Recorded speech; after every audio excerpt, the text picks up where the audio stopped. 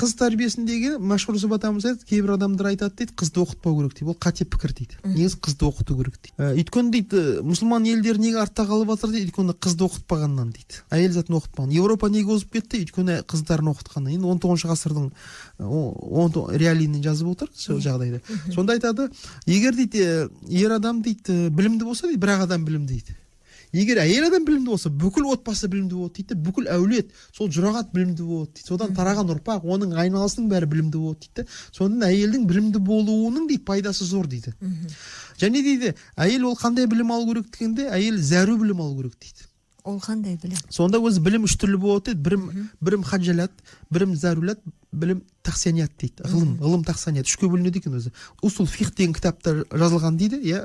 Білімді оқып келген адамдардан сұрап алдық, солар айтады. Сонда ғылым хаджалат дегеніміз қажет білім, яғни өмір сүру үшін үй салу, көпір салу. Екіншісі ғылым зарулат дейді екен. Ол 5 нәрсені қамтиды екен. Ол адамның иманын сақтап қалуды үйретеді екен, жанын сақтап қалуды үйретеді екен, ақылын сақтап қалуды үйретеді екен, малын сақтап қалуды үйретеді екен, және бала шағасын сақтап қалуды үйретеді екен. Сонда әйел адам зәру білім алу керек екен. Яғни өзінің әйелдік жанын сақтап қалатын, әйелдік табиғатын сақтап қалатын білім алу керек. Ол әйел өзінің иманын сақтап қалатын білім алу керек.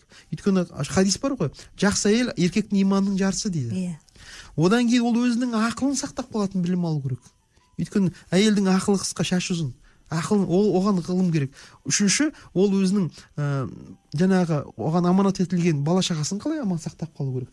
Және еркектің тауып әкелген малын қалай сақтап қалу керек. Қалай жарату керек. Міне осы 5 білімді меңгерген әйелді, және осы зәру білім алған әйел дейді. Қараңыздар, періштелік сипатқа өтеді дейді. Байын да жақсы күтеді дейді. Сондан тағы қайталап айтамын, сонда дейді, егер еркек қана білімді болса, онда қоғам дейді, бір қанатты құс сияқты дейді. Бір қанатты құс алысқа ұша алмайды ғой дейді. Ал егер әйел де білімді болса дейді, онда құстың қос қанатындай, онда қоғам тез дамиды дейді.